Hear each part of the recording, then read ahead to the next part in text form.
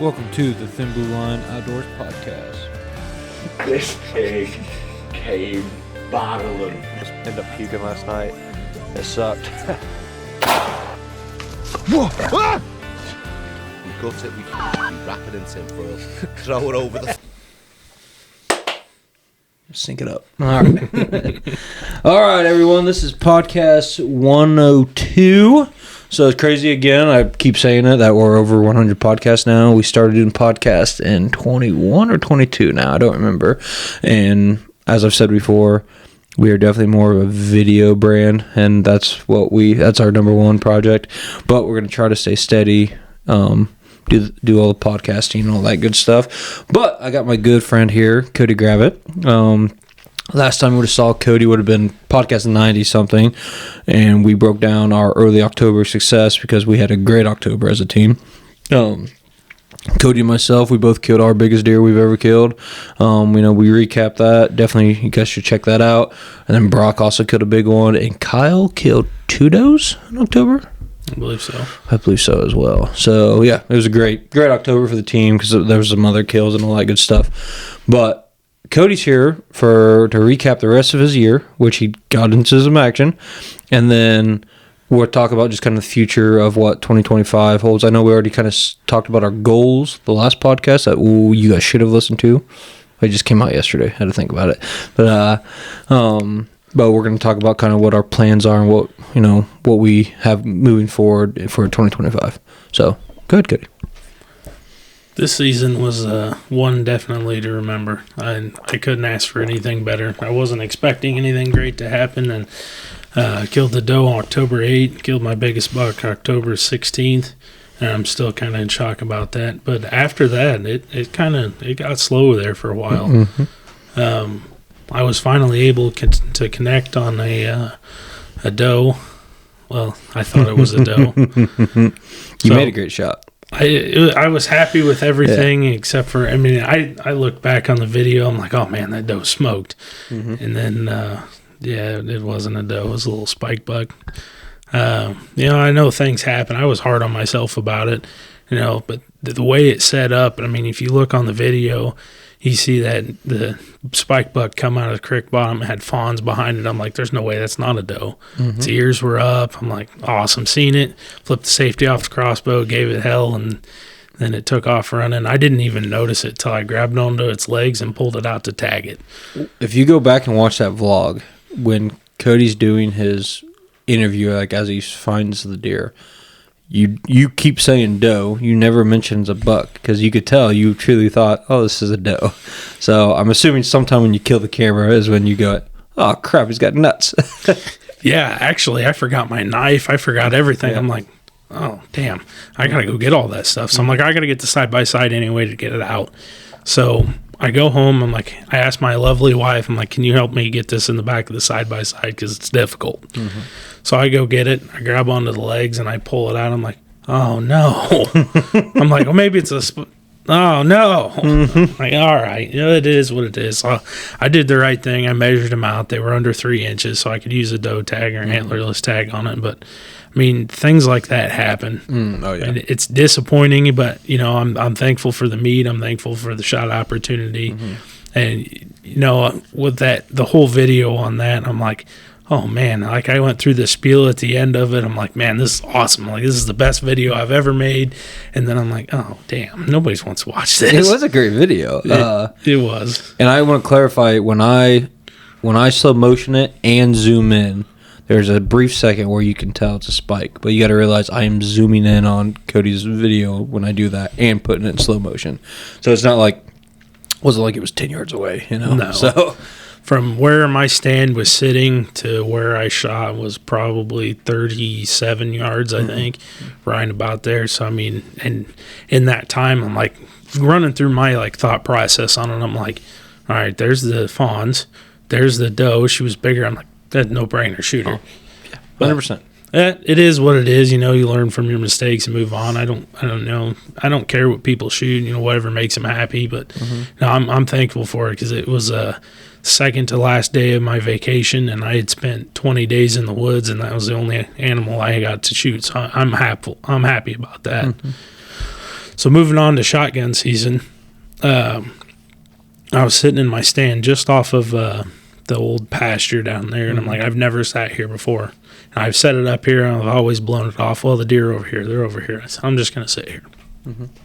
I had 6 does come off the hillside, and I was playing on my phone, not paying any attention to what was going on until the first one. I caught movement. I'm like, uh-oh.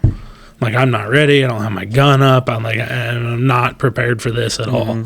So I had the camera on to do my interview, and I'm like, oh shit! Like, there's no way I'm gonna be able to move this without busting it. So I had my gun hanging off my bow arm, so I literally reach up, grab it, shoulder it, and get right on the biggest one and shot her.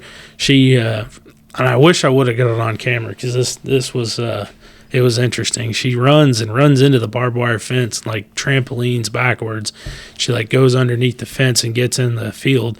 All the does are looking around like, what the hell just happened? She lays down and then dies, and the rest of the does just sit there. I'm like, do I really want to fill both tags now? I got neither sex tag. Well, let's just hold off a little bit. And then I haven't seen a deer since then. So I'm like, yeah, I mean, I got 4, which is my goal. I like to shoot 4 a year, because that's generally what we eat.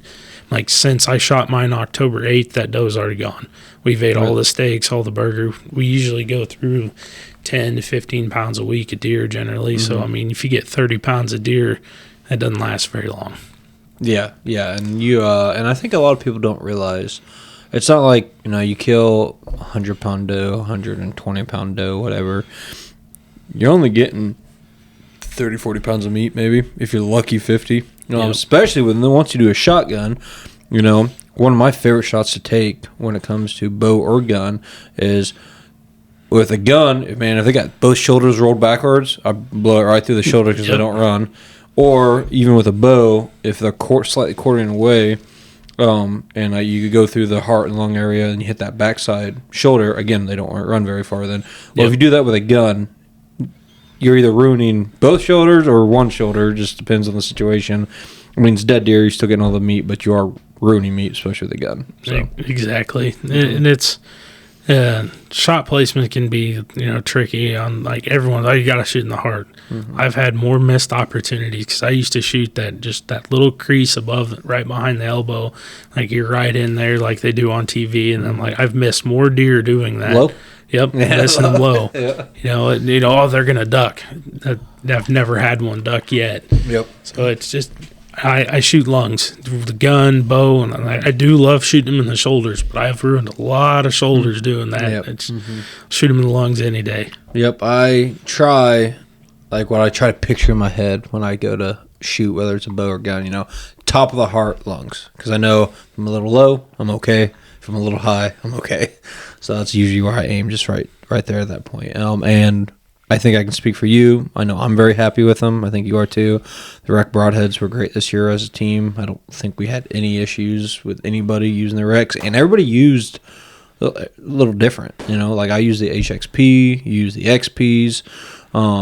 My dad used the XPs.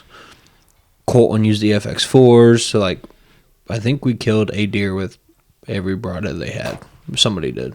I am highly impressed. When I started off this year using Rages, and I had a lot of accuracy problems out of my crossbow. I don't know if they weren't rated for the speed or what the issue was, but I just could not get accurate arrow flight out of it. I put you actually came over and gave me one, and I shot my buck with it a couple days later, and I'm like, yep, this is it. Yep.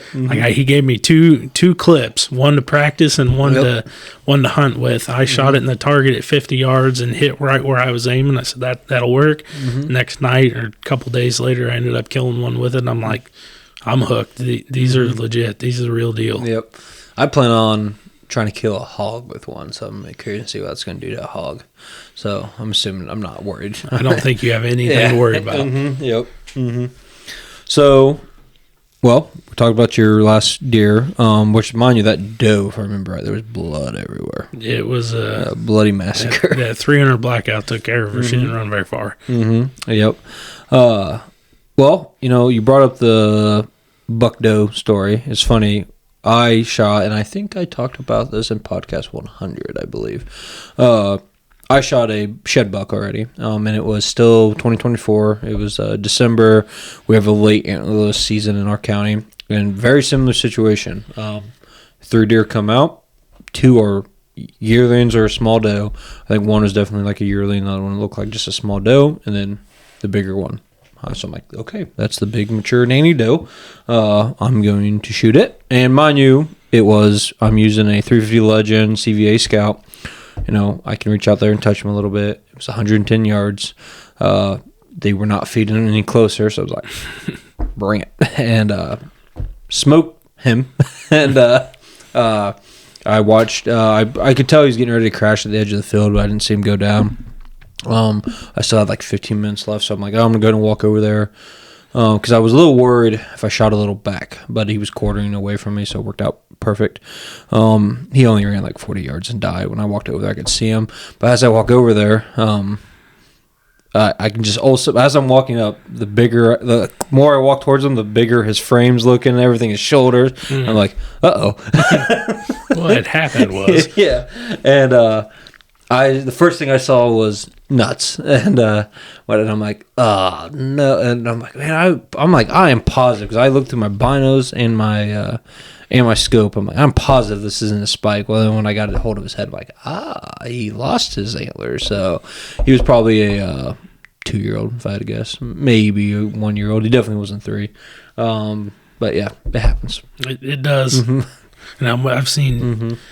I've seen it happen a lot, and you hear guys talking about it. I mean, it happens in the heat of the moment, and you got to make a split-second decision. It's no different than our jobs. You know, you got to make a decision quick. You don't have a lot of time to analyze things, and I'm not disappointed in any way.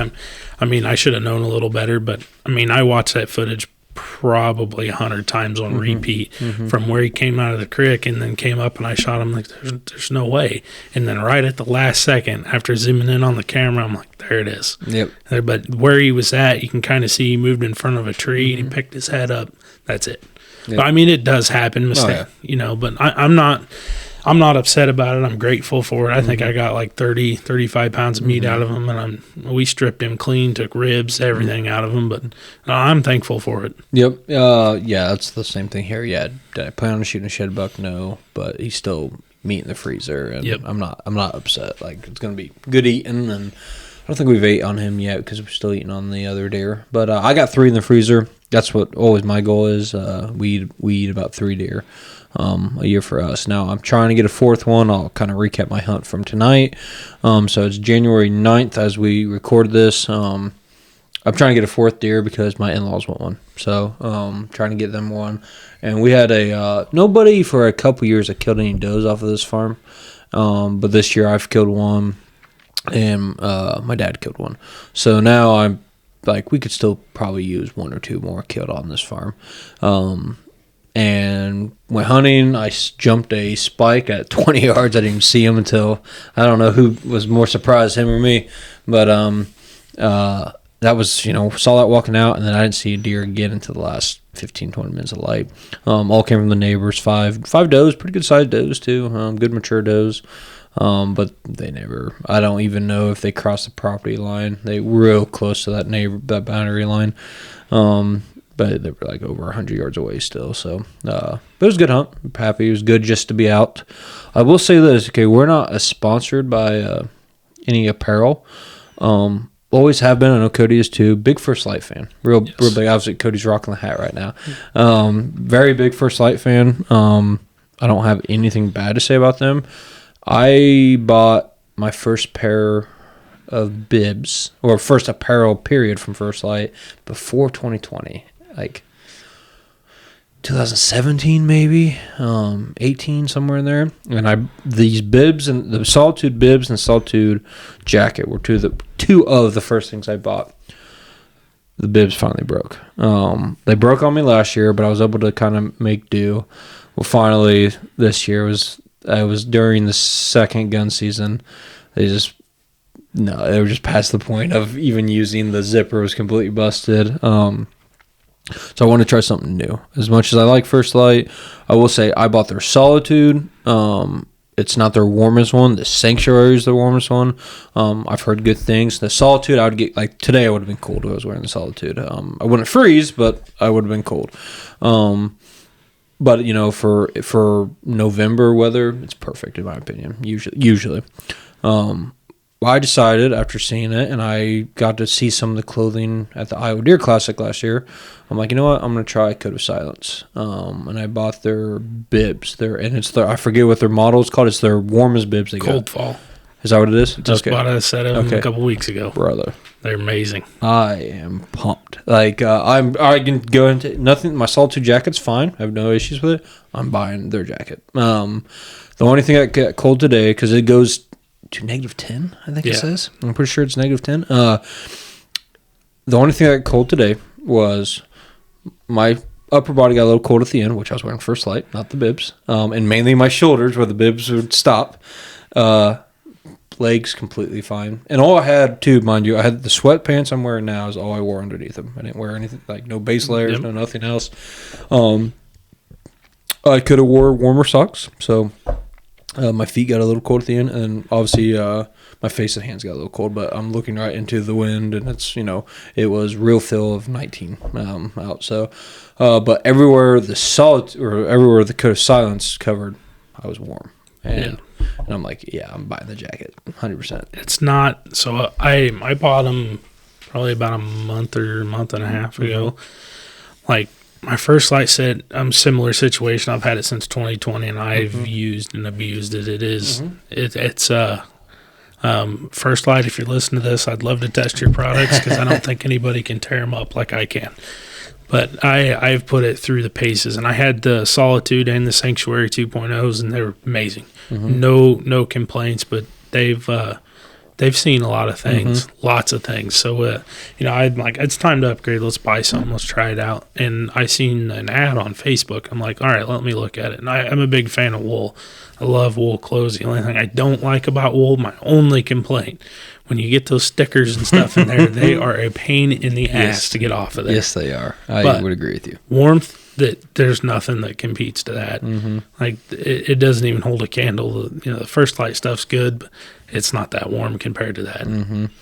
And we won't name drop them, but you guys might guess. Kody tried another brand, a very expensive brand. You guys could probably guess. A lot of hunters make fun of it. And did not hold up to your abuse like the other ones have. Yeah, so I'm like, you know what? There's a lot of hype behind it. Everybody uses it. I'm like, all right, let's try it. Yeah. So I went out. I got their mid-season stuff. Amazing. I love it. Their late season stuff and warmer stuff. Other than the Kody Silence, I would say they're hand in hand, pretty close.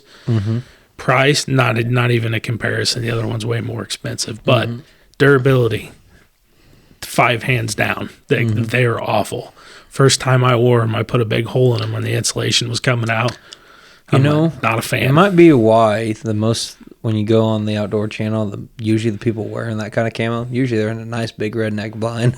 Yeah. It kind of makes sense now the more. Yeah, I'm like, there's got to be some truth to the rumor behind this. I'm like, let's try it. You know, let's see if it can hold up to it. And I hunt a lot of public land. First trip on public land, I'm like, why is my leg getting cold? And I look down, I'm like, why is there white stuff hanging out of the bottom? I'm like, oh, shit.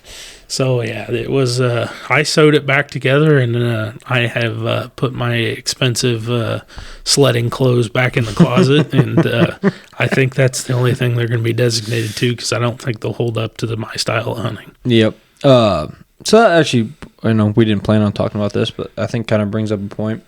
So back again, I've been hunting since I was a little kid, and I was a Walmart Farm King special. That's what I always wore hunting, you know.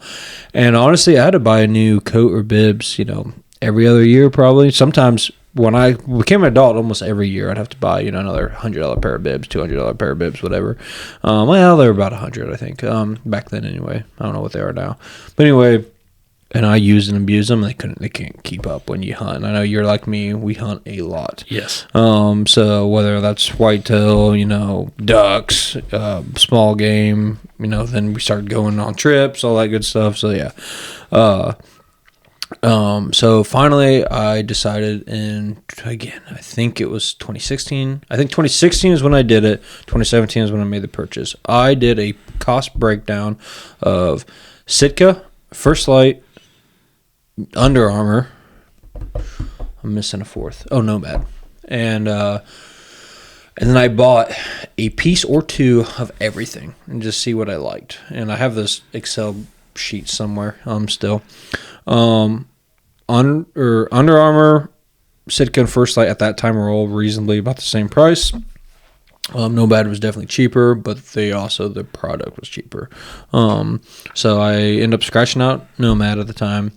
Then I had to go with those 3 other ones. Under Armour has less options, so I crossed that out. I don't believe they have any options anymore. Yet they make some camo with like Lee and Tiffany and stuff like that, so it's kind of weird. Yeah, I've been looking at replacing something that I bought from them, and I'm like, where is it? It's like it's all gone now. Yeah, I think it's just not a moneymaker for them, to be honest with agree. You. So yeah, didn't go with Under Armour.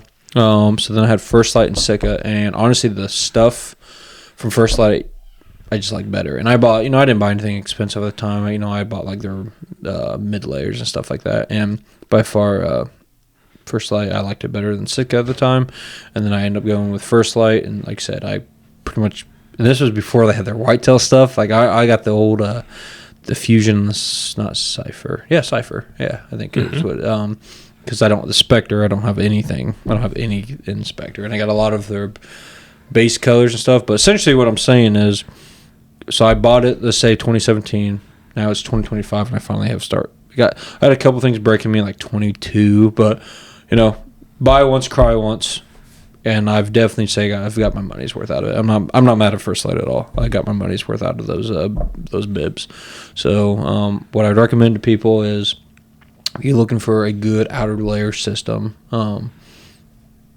whether you go with First Light, Code of Silence, or another brand, don't do the cheap stuff. If you're going to hunt a lot, if you're a weekend warrior, you only hunt like the shotgun seasons, yeah, go to Farm King, buy, a pair of bibs or whatever.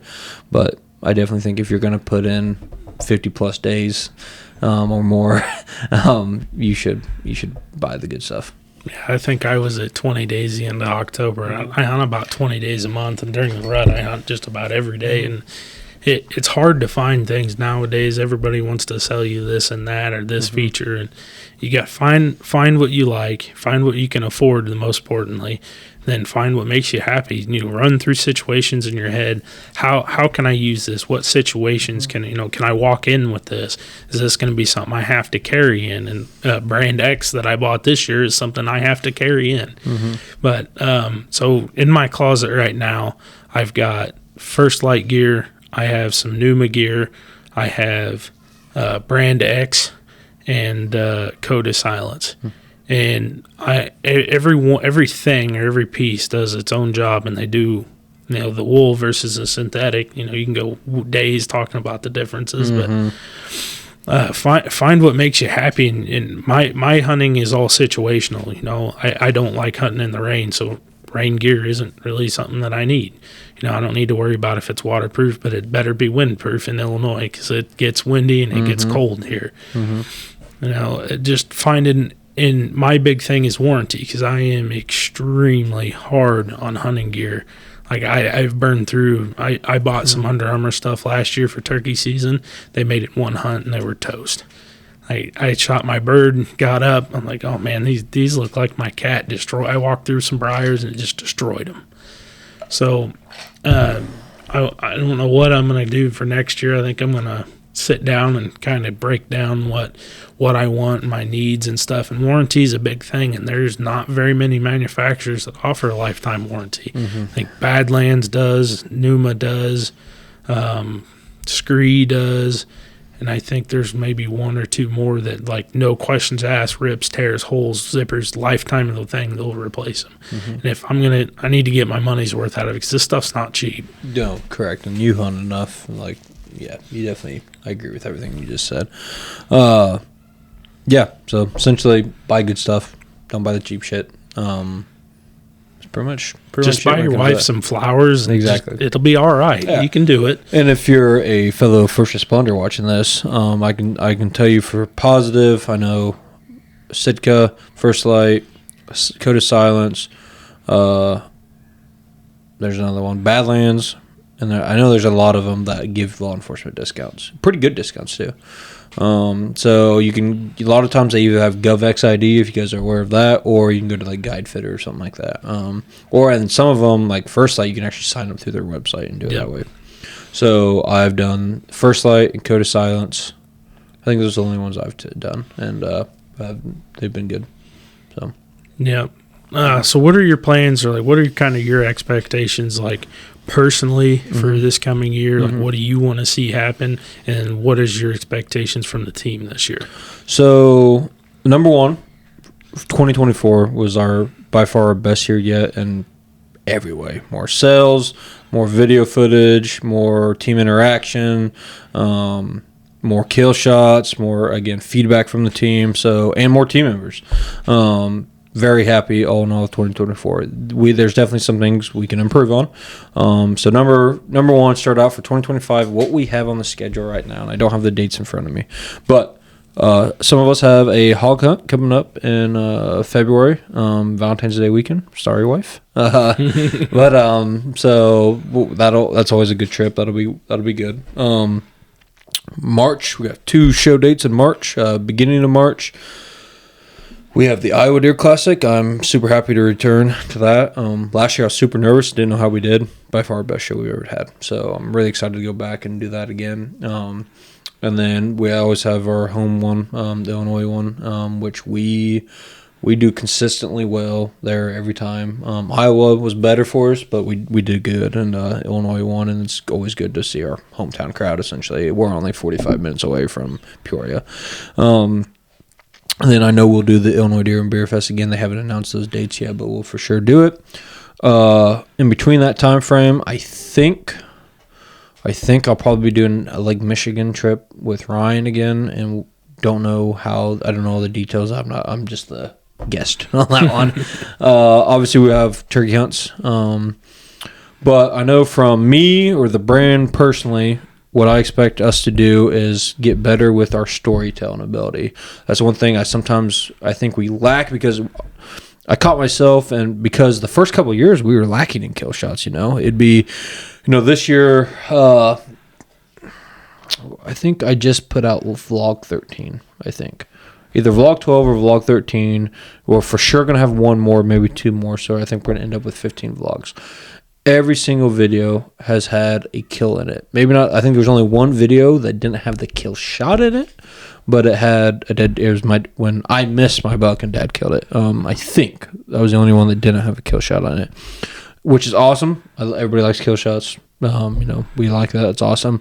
But sometimes because we're so focused on the kill shot, and I say we because it's me as the storyteller and editing, and then the people filming, the team members filming, we're so focused on the kill shot we don't catch the whole story.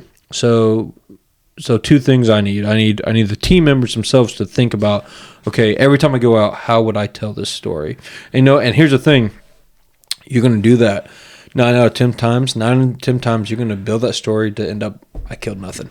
And finally, though, when you do all that work and you kill it on the 10th day, that's when it all comes together. So it does take a little bit more dedication. Like Ryan, one goal I had for Ryan was he needed more B-roll. He done good on kill shots and stuff, but he needed more B-roll. Hey, there you are. Hey, look at that. Yeah. And so that's one thing I needed from him. And he does a lot of good B-roll with like the squirrels, the wind blowing the leaves and stuff. And that's good. I need that stuff. But what I need more from him and from myself, because I do it more than anybody, but I don't do enough. What I need more is, hey, clipping their release on. You looking through binos, just to help build the story. Trail cam photos, you shouldering your gun ready for the shot. I need more stuff like that, just to help build the story and make it more cinematic and all that good stuff. And that's where the team will have to step up to give me that footage, and then I will have to set up my editing ability, because there's sometimes too I'm going through all the footage, because like Kody knows, he might give me, 10 days worth of hunts, but really only 1 day of action. Just that's deer hunting, you know. So then, sometimes I get impatient, like, hey, go through the footage. All right, I like that. All right, move on. So I just need to take the time, go through everything. So that's where you need the team to step up and I need to step up. So it's a tandem thing. Couple guys, you know who you are. I didn't get any footage from this year, which, mind you, some of you guys have some excuse, but you know who you are.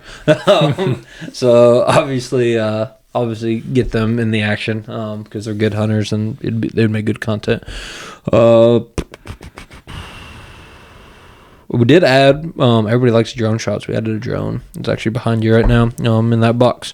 So I haven't played around with it yet. So we'll have some drone footage to up our game a little bit. Interesting. We'll see how that goes. Only, I'm going to clarify too, we're only using it for footage. We're not using it to track only deer. Footage. Yeah, Mr. Game Warden. Any game wardens out there. Well, here, speaking of this, Kody, I didn't see no nuts there yet. And they see how, obviously, the head's down. Yeah, that's how I walked up to it. And I'm like, there's no way this is a buck. It was. Yep. Another thing I know I need to work on personally, and I know you did a little bit of this year. I need to work on. Last year I did a really good job getting some first responders out. This year I had some guys set up to take out. Well, one guy that I was trying to get him his first deer, he got hired at a new agency, so he's going through FTO. So boom, he was out of the equation. The other guy wasn't really interested till gun season, and not even during the main gun seasons. He didn't really get his tags and everything taken care of until the late CWD seasons. And you guys should see that video here soon if it's not out already. I did get him a shot. He missed. It happens. So it does happen. So really, one guy I wanted to get out. I didn't. And then the other guy, I've only gotten him out once, which I got him a shot. But so I need to take some time and really, get with him before season, kind of mentor him, take him through it. So that's one thing I need to work on. And I would like to see more people do that too. I know there's another prison guard that you've been working with a little bit, and he's reached out to me. So I know I appreciate you doing that. And honestly, there were some other team members who didn't get it on video, but they were taking first responders out. Cooper Elam, he's got a coworker, another local deputy. He's been taking out doing some waterfowl hunts and stuff like that. Yeah, I know a few others though. I've had a few people approach me, want to get into hunting. One of them that wants to he goes, I think I want to bird hunt. And I'm like, I'm not your guy. Like, I enjoy it, but I'm not your guy. But another one I think wants to get into deer. So I need to step up in that role, and then we need some others as well. Another thing I would like to do, we tried to do it once last year, and then we kind of abandoned it. But we also tried to do it like the coldest shoot of the year. Some first responder meetups, like at our local bow range, Black Diamond Archery. They've already given me approval. I can do that whenever I want, any of their shoots. So I would like to, even if it's just one or two new first responders, just come hang out with us and shoot, and we're going to make fun of you. You're going to make fun of us. It's going to be a great time. Probably going to lose some arrows. But definitely do some more like that. I'm trying to think. I know merch. I want to actually get... I always feel like I'm behind on merch, and I know why. It's the one thing I hate about the brand. I do not enjoy making merchandise. But I do it because it's way too expensive just to have pay people to do it. And then I would have to sell the merchandise at a price I don't think it's worth, and I don't want to do that. So I make it all in-house so we can keep it affordable. But I'm not going to lie, I despise making it. But this is the first year where we actually have inventory going into the show seasons, and it's not because of we sold more merchandise than we've ever had last year. So it's just I've gotten better at it, faster at it, where we finally build up an inventory. So I'll be scrambling less going into the show season. But now I want to start. Now that we've kind of caught up, I want to. Okay, Kody, it's not fishing season yet, but what do we got to think here? Okay, what do I want to sell during fish season and get it done now? And just hey, I already know I'm already working on something for next firearm season. If you guys like Blaze Orange vest, stay tuned. So we're already working on stuff. You know, one of the complaints we had was our hats. The patches don't always hold up. I bought a hat stitcher. So now all our hats are going to be stitched. No more heat adhesive. So problem solved. I got to teach myself how to sew. But, but you know, that's just I expect our merch game to step up this year. So that'll be good. It's awesome. Sounds like a good plan. I'm trying to think if there's anything else for the brand. Oh, and then I will just be living through them like everybody else, but Ryan and family should be drawing Montana this year for the mule deer hunt. Nice. So that'd be cool. Just that they've never been out west. This would be a whole new experience for them. And if you guys watch any of the gun hunts and bow hunts, he gets very excited, and I hope he understands what he's about to go through, because I mean, I went to Colorado and did elk hunting, and it kicked my butt. It was a blast, loved it, but it kicked my butt. So I hope he learns from my mistake and goes into better shape than I was. So, but yeah, I don't know. I don't think I have anything else, Kody. Next, so there's definitely things I need to work on for next year. Anybody that thinks, you know, hell, I can go buy a camera and do this, it's not easy. I'm telling you that right now. Like, I thought the same way. I'm like, oh, hell, those guys can do it. I can do it. It's difficult. Getting the camera angle right, making sure, you know, your camera arm isn't in the middle of your back and you're adjusting things and making sure you can get it on the shot and get it right. I mean, it's not easy. And especially, I personally, I think it's easier from a saddle, because I'm facing the tree. I have the mount there, and then I can kind of move it around. I think it's easier. Some people don't. Like, that was my first experience with a camera, was in the saddle. So I'm like, okay, this is easy. I mean, I can do it. And then I quickly learned that it's not easy. So I need to work on getting more comfortable with it, learning how to set it up a little better, and then just more familiarization with myself and the equipment, because I think that'll help me out a lot. I do want to compliment you, though. So especially my first year filming with 2 cameras, I know how difficult it was and to get used to it. I thought you did, at your level of videotaping where I was a few years ago, I thought you did a much better job than I did back then. As you found out the challenges of videotaping, but in my opinion, you're definitely one of our better videographers. 100%. You know, I put myself there, Kyle there, Ryan there, and you. I think we're probably the top 4 videographers. It's no diss to any of the other team members. And the main reason is, and for any other team members listening or anybody who's interested in getting on the team in the future, one thing that you guys do well that not everybody does is you guys do interviews, and you tell the story through that. I guess my own thing I would recommend to you is that extra B-roll stuff. I'd put you kind of with Ryan, try to get all that extra stuff. Now, one thing that you do much better of than Ryan does, you give me an interview and it's a minute to 2 minutes, and if I can chop it up a little bit, cool, but reasonable. Ryan will give me that same interview 5 minutes long.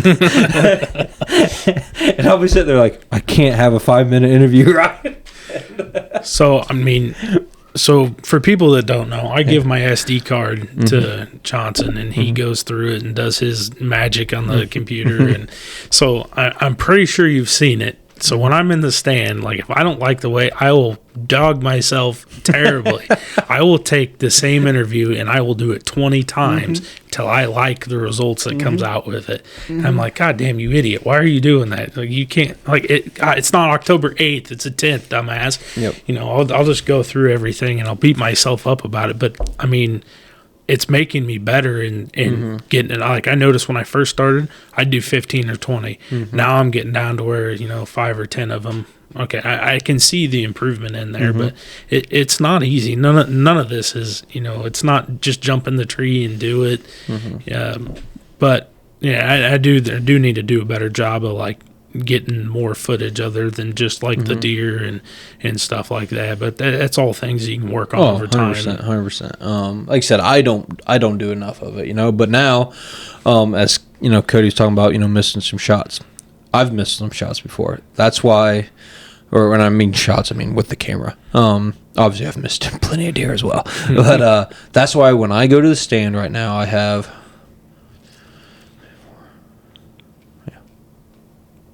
I have 5 cameras with me. I run 5, so every time I hunt, I got 5 cameras going. It's ridiculous.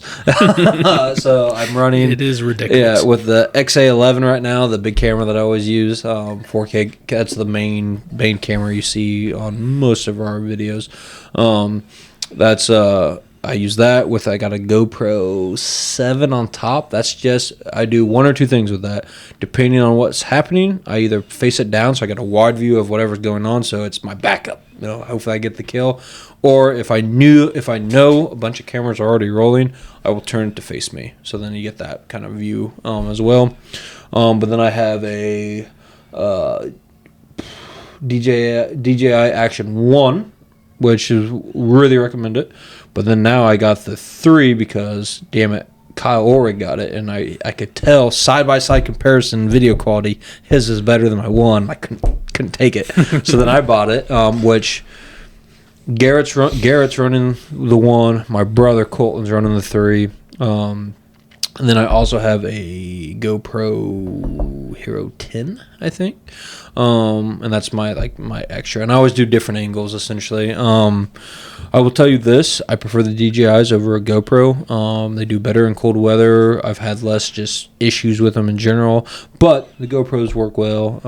Some of our team members, that's what they mainly use, and they love them. Like Ryan, that's all he has a DSLR on the camera arm he uses now every now and then. But he pretty much only runs with GoPro. So everybody runs something a little differently. But if you're interested in filming, I know I always recommend if you go, Kody, I can only buy 1 camera. What should I buy? I recommend an action camera. And I would go DJI, but you can go GoPro as well because they're durable. They're easy. Hit the record button and it starts recording. Turns on, starts recording. They're water resistant. Some of them are even waterproof. Just really easy. The only thing is it's such a wide view. It is hard to get the shot from time to time. But it's great for B-roll. Like I said, it's good to get the shot. You know. Okay, I'm covering a huge field of vision this way. I know the deer is this way. I should get the shot somewhere. And then it's usually behind a tree or something. Yep. But I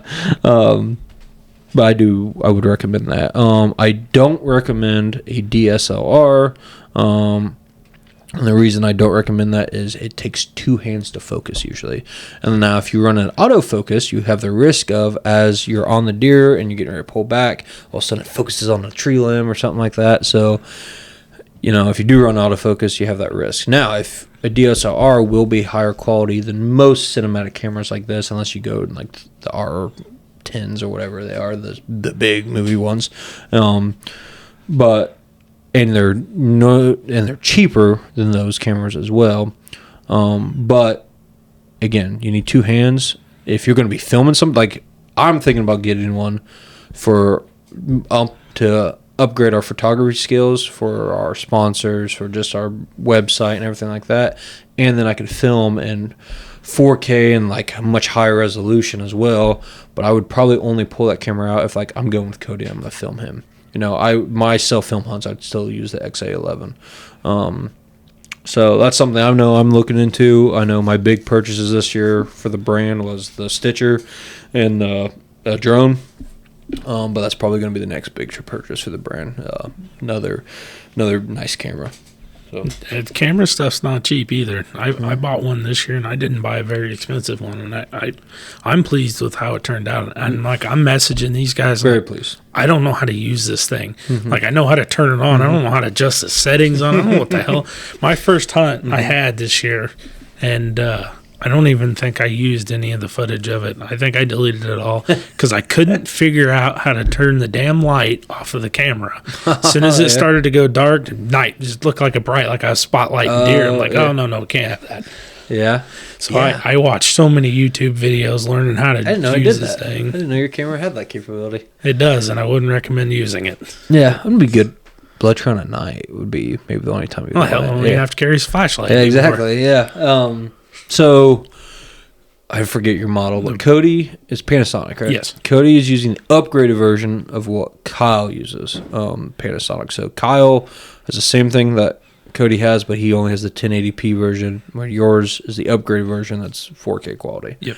Honestly, very good handy cam. I actually think I would recommend that to people who are like trying to start filming hunts and they don't want to drop over $1,000. So that was like 500, right? 600. Okay. I think with the extra batteries, I think it was 600. Okay, because I've priced them before.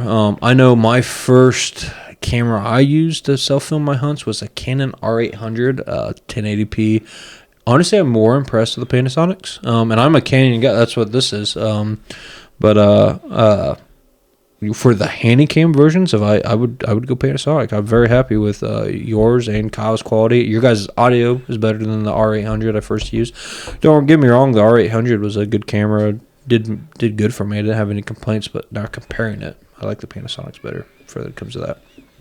So I think you made a good choice. I know you didn't probably know you made a good choice, but I think you made a good choice. I had no idea. Like, I'm messaging you guys. I'm like, well, I need a camera arm. I'm like, do I need a microphone? I need this? And they're like, you giving me different lists. I'm like, this is good. This is good. But like, he's like, honestly, he's like, Kyle's stuff's really good. He's like, you may not need it. And after I went in the yard and got in my tree and was shooting my bow. I'm like, I don't think I need one. No, your audio is good.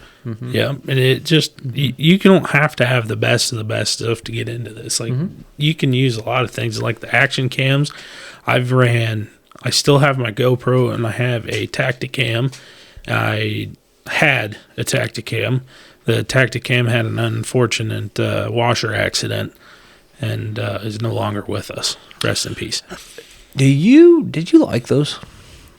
So for situations, yes. Like Okay. for bird hunting, I thought it was awesome. Like duck hunting, stuff like that. For deer hunting, like I mounted it on I used the barrel mount and mounted it on my quiver and tried to use that.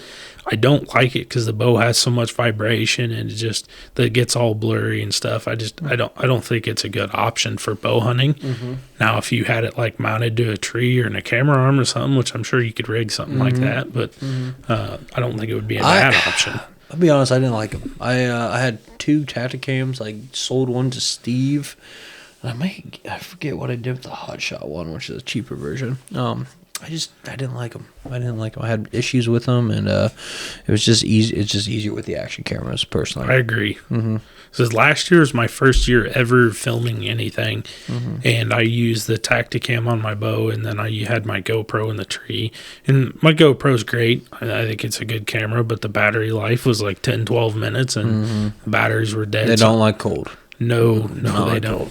So my plans for next year, I plan on getting like a something so I can like turn back and film myself, so I don't have to move my big camera and not necessarily big camera, but move the camera around so I can get more of the story and like more of my reactions. I don't have to flip it around or whatever. And I think it would make my job like filming and stuff. I think it would make it a lot easier. Yep. I've been thinking about Hunting Public does this, and a couple other people do it. Is they get that 360 camera, where then they can mount it somewhere on the tree, so no matter deer comes, they hit it. It's doing a 360 field of vision, so it also gets them shooting. I've thought about getting it. I haven't messed with it yet. Imagine they're pricey. Yeah, they're definitely more pricey than like the DJIs and stuff. But again, I want the DSLR. I just know I would use the 360 camera probably more, but we could use the DSLR would be more important for the brand. So that's where I'm like iffy on it. That, and I'm a little scared to edit 360 footage because I don't know what that looks like once I put it in the editing program. I know my program, I got Adobe Premiere Pro. It's one of the best programs out there. So I know it does it. People do it all the time. But I've been told it's trickier, and I'm like, I don't know what's the file type look like. When I'm looking at it, because everything looks a little different in Premiere Pro when you open it up. So I'm a little scared to play that game. So maybe one day, but it's just money. That's all. Yeah, it's just some Reese's and some flowers to the wife, and I'm like, what are these for? Just don't worry about it. I know your job's probably the same way. It's just more overtime. Yeah, it's just more hours away from you. That's no big deal. Anything else, Kody? So you touched on this earlier about getting people out, and this year I did get a few people out. My buddy Alex that works at the prison, he's hunted before and he's gone through, and I'm just trying to he's never killed something on public. So he's like, I want to do that. He's like, I want to do what you guys are doing. And I know a couple guys on the team have messaged me. I'm like, hey, I want to do that. I'm like, all right. So your expectations and reality are two different things when you go out here. I do think that's part of it. Because you and I, obviously, we text, and you tell me I didn't see shit today. But when you post to the group, a lot of times it's all the good days. Yep. So I do think sometimes they're like, man, Kody's seeing all kinds of deer. I'm like, well, you didn't talk to him the last 4 days. Yep. So, yeah, go ahead. Yeah, it's so early season this year was by far my best season out on public. It was going back through footage. There was 10, 15 deer in a field, 20 deer on one day. It can be extremely good. I quit hunting in about the 10th, 12th of October, and then started hunting the lease more, and because it's convenient. And I put too much pressure on the lease this year and tracing a big buck, and I ended up getting one, but I knew there was one bigger, so I knew that I put too much pressure. I knew I didn't hunt the smartest out there on certain days, and but I hunted public. It would have been the end of November, beginning of December. I hit it pretty hard again, and I was scouting some new areas. I like hunting pine groves. I love those big, tall pines, and I hate sitting in them. They're a pain in the ass to climb and all that little things, and put your knees on them. It sucks, but I love going up in the pines and hunting. I'm assuming you're pretty concealed once you get up there. Yeah, you don't have to worry about That's anything. what I figured, yeah. Your thermals, I mean, there's nothing. And I've always heard above like 26 feet, your thermals rise anyway, no matter what it's doing. So I with my saddle, I usually like to set, depending on my coverage and concealment, I like to be about 20, 25 feet. But you go up there, there's nothing going to see you. Like I've had deer walk right underneath me and not even know I was there. But I want to get out there more. I want to do some more scouting out there, and I want to hunt a little smarter next year. I think I did a pretty good job of scent control this year. I was a scent control Nazi this year. I was very anal. Showered before, didn't wear my clothes in, got dressed at the stand. Like, I was very anal about it. And I know next year I want to continue doing that, but I also want to be a little bit smarter about it. And if I don't have the right wind, I'm just not going. Instead of like, oh, maybe I can sneak over here, just pushing it. And I've had success doing that, but it's burned me a lot of the times. And on public, it happens. Like, but I want to try to do a little bit different next year. And there's guys that like. Upcoming turkey season, I think Alex and just think there's 5 or 6 of us that drew tags to public land, and we're going to try to go get his first bird. Hopefully, we can get it on camera. And have to when it gets closer, get with me. Maybe I'll be able to go. I might. We got burn some days. 4th season, so May 1st through the 7th. Okay, yeah, maybe go. Just hang out and film. Yep, we're going to go out there and camp like we do have the past couple years, and I mean, I love it. If I had one animal and one animal only I could hunt, it would be turkeys. Really? I am polar opposite from you, man. Yeah. They piss me off. They do. That piss me off. Fuck. I struggled with deer the first, learning and not having anybody to show me. Like, I struggled, and then I got good at killing deer. And then I started turkey hunting, and I was trash. I killed a really good longbeard, my first one, second sit, I'm like, oh, hell, this is easy. And then it's not.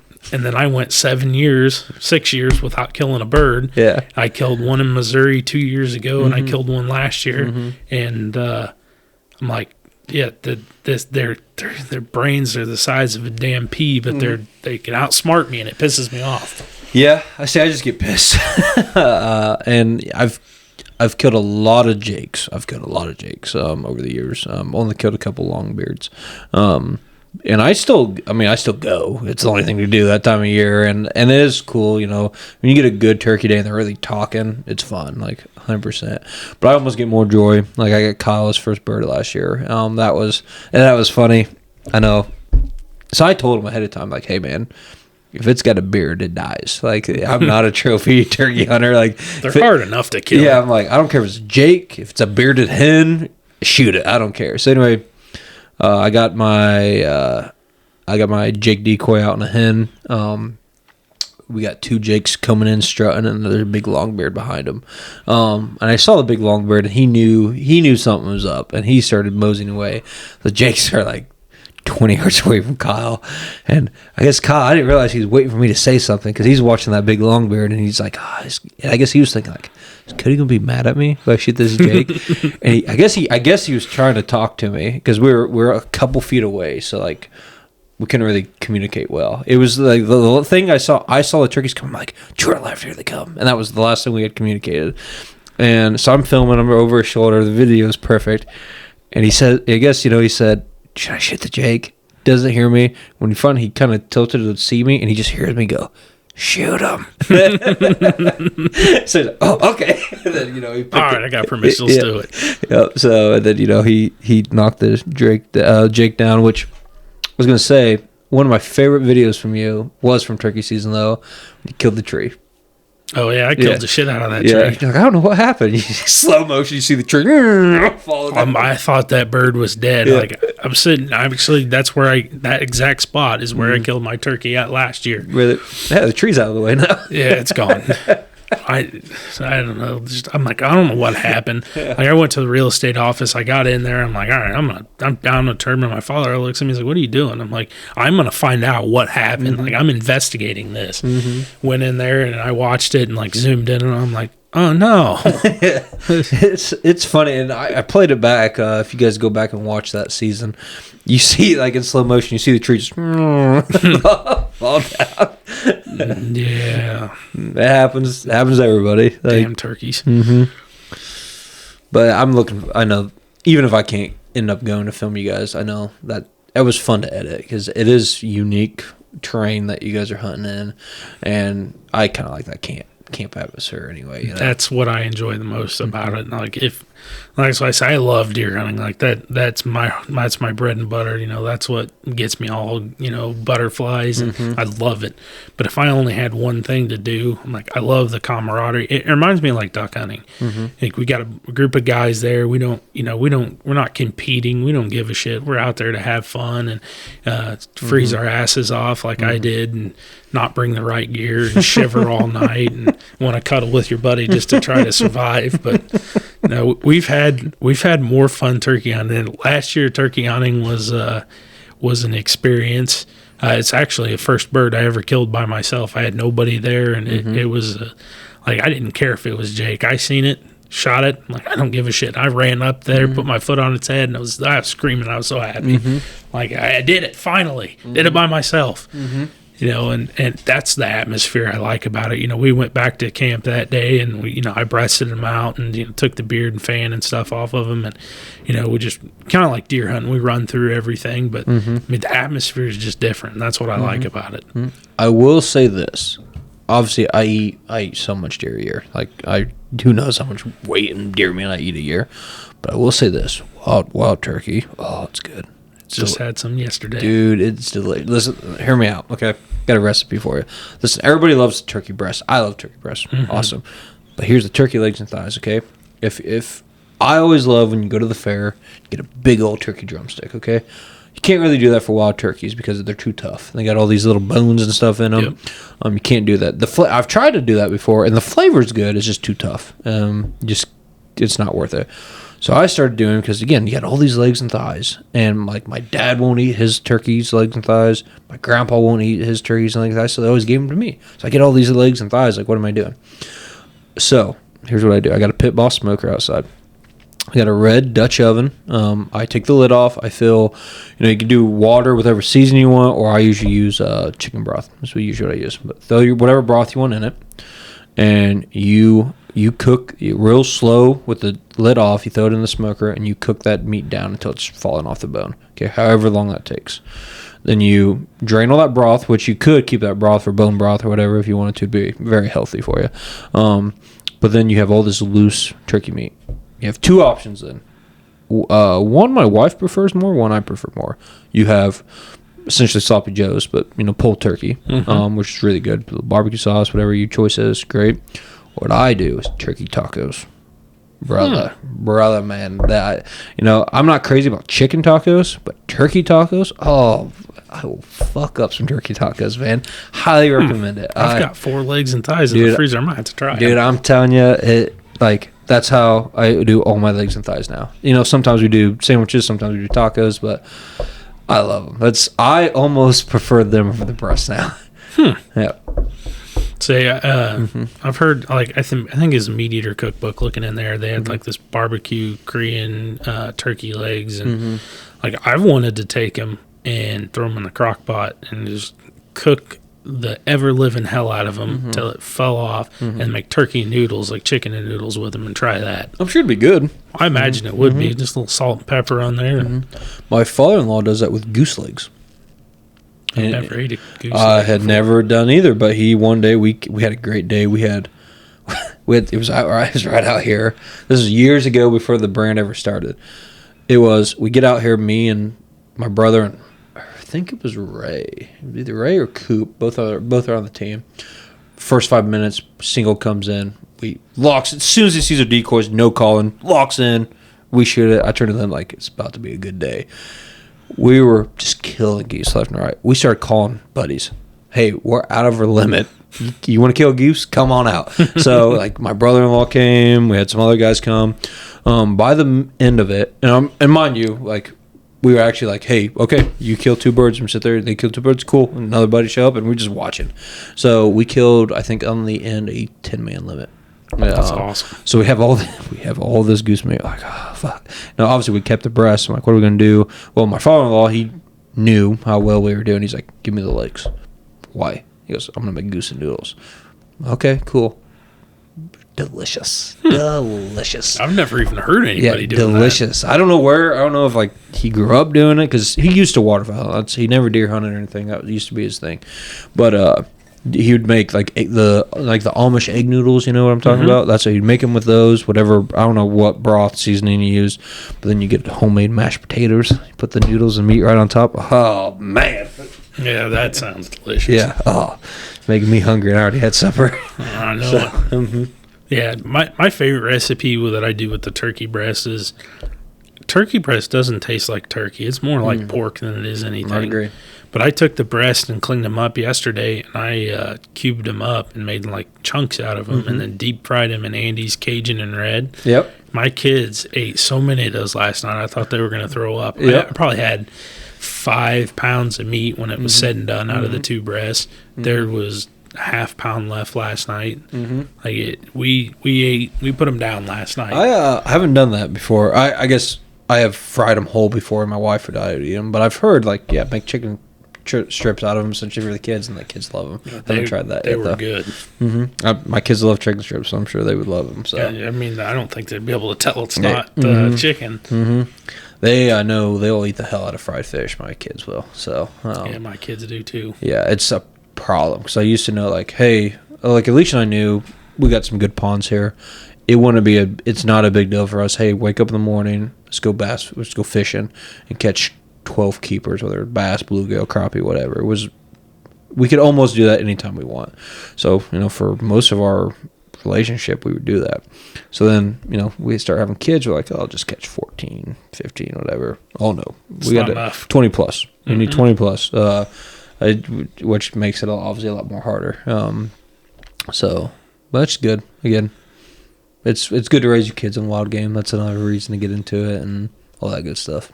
Yeah, I was always worried about that. So we predominantly eat deer. We eat deer, chicken, turkey. Most of our meat is from the wild. We don't go buy stuff from the store. And I was worried, hey, my son's going to go out to some kid's house. We're going to go stay the night. And oh, man, your hamburger tastes funny. Why does your deer taste like that? Well, it's because it's not deer. My kids don't eat. We don't eat beef. That's all we eat is deer. We eat a lot of it, but... And I mean, I don't even think they probably know what real hamburger tastes like, because we never have it. The only reason we get burger is because my family, when I say family, my grandparents, my aunt and uncle, my mom and dad, they like beef. They like deer too, but they like beef. So they always get quarter cow. And they get a quarter cow every year. So guess what? When it's time for get their quarter cow again, they're like, crap, we got this last year's beef. We didn't eat it all. I'll just give it to Kody. So I got in my fridge 2 ribeyes unthawed. I'm cooking tomorrow. So I'm like, oh, dang, I'll take your ribeyes. Sorry, that sucks. I'm going to twist my arm about it. Yeah. So I went quarter with them once before. And then next year they're giving me all their beef. I'm like, okay, I'm not buying any more cows. Like, you're going to give it all to me. But most of the time I prefer deer. You can't beat a ribeye. I love a good ribeye. Ribeye's good. Yeah, that's my favorite steak. So I will say that's the one thing that you don't get from the wild. You just don't get that fat content.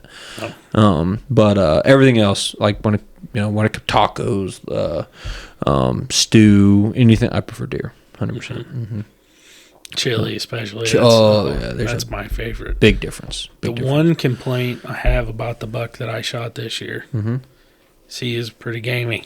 Oh, really? He was. I shot him October 16th. I'm like, well, his neck's pretty swollen. I'm like, okay, this is probably the worst deer I've ever had. Really? Like his steaks are ran through the tenderizer, so they're tender, but they're just strong. Now his burger, I added pork to it.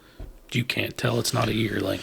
The steaks, on the other hand, and I thank God I've got a shit ton of them.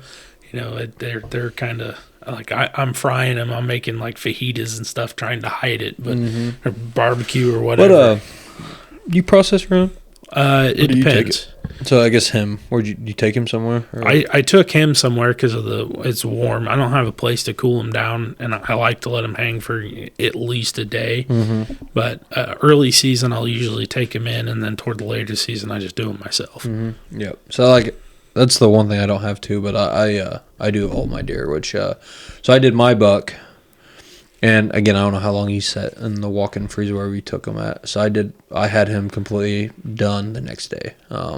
So I don't know. I haven't noticed any. Well, I don't think I haven't had any steaks from him yet. So now I'm wondering.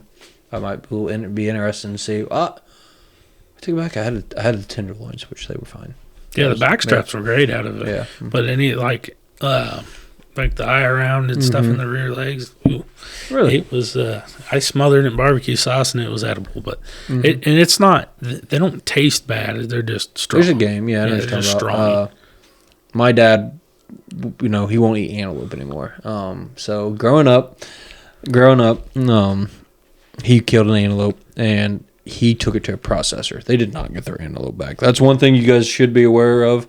There's a lot of these big processing plants. You don't get your deer back. You get, they know, hey, the average doe, you get this many pounds of burger, this many steaks, and that's what you get. This is what happened to my dad and his buddy back in Wyoming back in like early 2000s. So go to 2015. I go with Dad to Wyoming. Might have been 2016. Either way, and we kill antelope, and we're like, yeah, we're not taking a processor. We had ice in the coolers ready to go from the moment we shot. So I shot mine first. Dad shot his 45 minutes later. Why I was gutting mine, because he went to go get the truck, and all of a sudden antelope were coming in. So he just sat down and shot the one that came in. We had ours. So from the moment I shot mine, 2 hours later, we had them skinned and on ice. They still have a sage flavoring to them, even though definitely not as strong as when they got theirs back in the early 2000s. But even then, they still had a little sage taste to them. I don't mind it. I kind of like it. My dad did not. He's not a fan. But antelope hunting's fun. I would recommend it. That's definitely on the bucket list to go do that. Real easy one to do too. Like plan a week. We probably don't need that long. Like if I want to clarify, if we're going with a rifle and we're not being picky, we're just shooting legal rams. If you're gonna try to get a giant, then it'll take us longer, obviously. But it's fun. I definitely have thought about good. That'd be a very good TBLO one to do. So sign me up. I'm down. Well, Kody, we're over an hour. Is there anything you want to say or do to end this podcast? No, I'll say in this I'm excited for next year. This year being a record year, shattering basically everything we've done previously, and I'm really excited for next year, and I hope everybody comes together good, and then next year is gonna, you never know what's gonna happen, and I'm expecting big things from next year. That reminds me, when you said that, I'm probably tomorrow, so the podcast will already be out. So I'll probably put it out on the 10th. We hit 2,000 subscribers. I totally forgot to say that on the podcast. So we hit 2,000 subscribers. If anybody has ever started a YouTube channel, you guys know how it can be a grind. You know, you watch on YouTube and you're like, oh, you know, I just need one viral clip and boom, I got 50,000 subscribers. It doesn't work that way for most people. It definitely has not worked out that way for us. Now, do I think some of it is because, number one, we're a hunting channel? Yes. We're also a cop channel. We get double whammy. As much as some people love us, a lot of people hate us. So I definitely think that's probably part of it. But we hit 2,000. Pumped. Super excited. And the goal this year is to hit at least 3. So I'm going to say thank you to you. Like I said, you're one of our best videographers out there. I really appreciate it. You had a good year. It's going to be tough for you to beat it, but you should try. I'm gonna give her hell. I want to try as well. And then for the rest of the team, honestly, guys, appreciate you guys. You guys had a hell of a year as a team. I expect, it's already going well for 2025. The Polish Hammer, man, you guys are laying down the dogs, so the Coyotes. So let's keep that trend going. We got hog hunt coming up. Then we're going to have turkeys, fishing, and back to deer season. So super pumped, guys. Come see us at the shows. Again, Illinois and Iowa in March, and then Illinois Deer Beer Fest should be in August. Other than that, be safe out there. Make sure you like and subscribe. See ya.